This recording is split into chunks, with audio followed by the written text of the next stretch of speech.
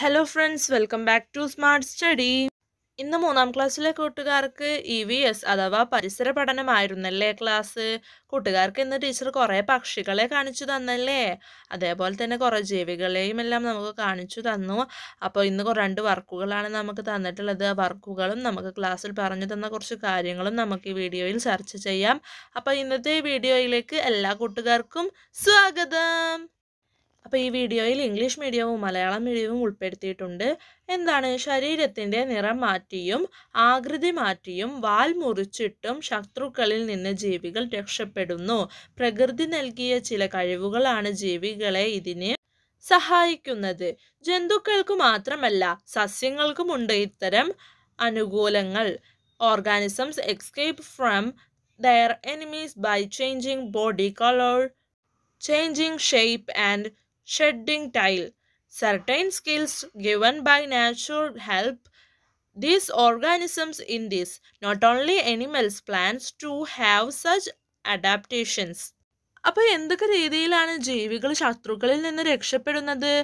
ശരീരത്തിൻ്റെ നിറം മാറ്റിയും ആകൃതി മാറ്റിയും വാൽ മുറിച്ചിട്ടും ഒക്കെ അവർ രക്ഷപ്പെടുന്നുണ്ടല്ലേ. അപ്പോൾ എങ്ങനെയൊക്കെയാണ് നമ്മളുടെ ജീവികൾ ശത്രുക്കളിൽ നിന്ന് രക്ഷപ്പെടുന്നത് എന്നെല്ലാം നമുക്ക് ഇന്ന് ടീച്ചർ ക്ലാസ്സിൽ പറഞ്ഞു തന്നു. നല്ല വിശദീകരിച്ച് നമുക്ക് പറഞ്ഞു തന്നിട്ടുണ്ടല്ലേ.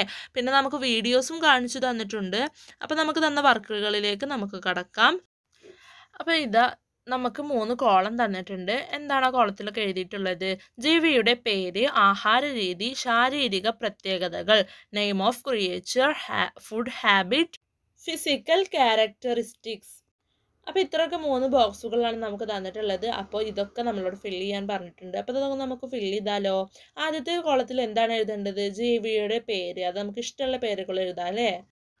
നെയിം ഓഫ് ക്രിയേച്ചർ പൂച്ച, കാറ്റ്. അടുത്തത് സിംഹം, ലയൺ. പിന്നെ മൂന്നാമത്തത് മാൻ, ഡിയർ. അടുത്തത് പൂച്ച, കാറ്റിൻ്റെ ആഹാര രീതി, ഫുഡ് ഹാബിറ്റ് നോക്കാം. മിശ്ര ബുക്കാണല്ലേ, ഒംനിവേഴ്സ്. ശാരീരിക പ്രത്യേകതകൾ, ഫിസിക്കൽ ക്യാരക്ടറിസ്റ്റിക്സ്, കൂർത്ത നഖവും പല്ലും, ഷാർപ്പ് നെയിൽസ് ആൻഡ് ടീത്ത്. അടുത്തത് സിംഹം, ലയൺ. എന്താണ്? മാംസ ബുക്കാണല്ലേ, കാർണിവേഴ്സ്. കൂർത്ത നഖങ്ങളും പല്ലുകളും ആണ് ശാരീരിക പ്രത്യേകതകൾ. Sharp nails and teeth, physical characteristics. അടുത്ത ജീവിയുടെ പേരെന്താണ്? മാൻ, ഡിയർ.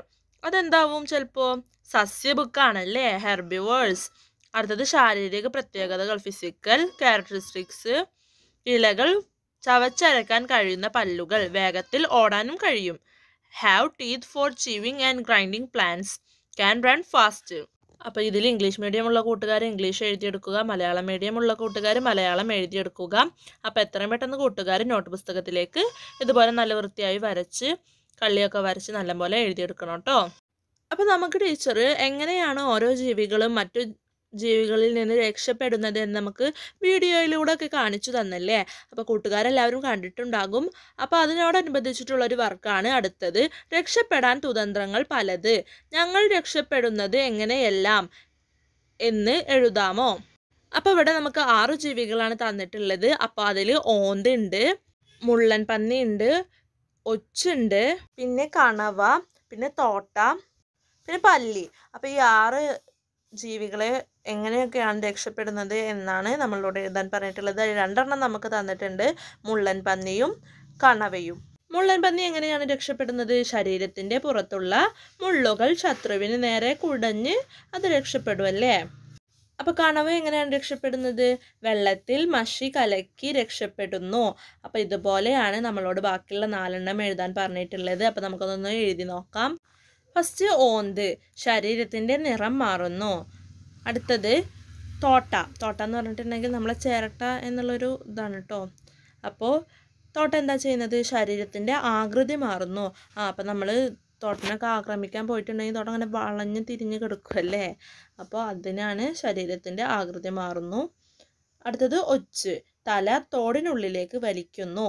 അടുത്തതാണ് പല്ലി. പല്ലി എന്താ ചെയ്യുക? വാല് മുറിക്കുകയല്ലേ. അത് മറ്റുള്ള ജീവികളിൽ നിന്ന് രക്ഷപ്പെടാനായിട്ടുള്ള തന്ത്രം എന്നാണ് ഉപയോഗിക്കുന്നത്. വാല് മുറിച്ചാണ് അത് മറ്റുള്ള ജീവികളിൽ നിന്ന് രക്ഷപ്പെടുക.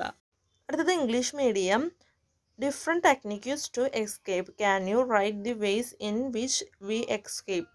അപ്പോൾ നമുക്ക് ജീവികളെ കൊടുത്തിട്ടുണ്ട്. ഫസ്റ്റത്തെ ജീവി ഏതാണ്? കലോട്സ്. കലോട്സ് എന്ന് പറഞ്ഞാൽ ഓന്താണ് അല്ലേ? അപ്പോൾ അതെങ്ങനെയാണ് രക്ഷപ്പെടുന്നത്? Changes body colour.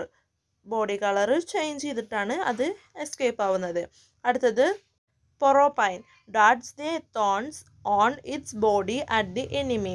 അതിൻ്റെ തോൺസൊക്കെ അതിൻ്റെ ബോഡിയിലുള്ള തോൺസൊക്കെ അത് എനിമീസിൻ്റെ മേൽ എറിയും. അടുത്തതായിട്ട് squid. Escapes mixing ink in water. Millipede changes body shape. Body shape change ചെയ്തിട്ടാണ് മില്ലിപീഡ് എസ്കേപ്പ് ആവുന്നത്. അടുത്തത് pull back its head into shell. അതാരാണ്? സ്നെയിൽ അങ്ങനെയാണ് എസ്കേപ്പ് ആവുന്നത്. അതിൻ്റെ ഷെല്ലിൻ്റെ ഉള്ളിലേക്ക് അതിൻ്റെ ഹെഡ് പുഷ് ചെയ്യും. അങ്ങനെയാണ് അത് രക്ഷപ്പെടുന്നത്. അടുത്തതായിട്ട് ലിസാർഡ്.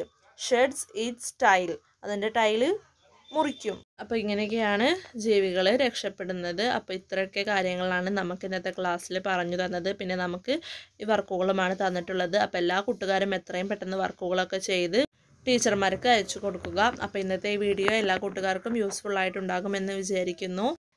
Thanks for watching.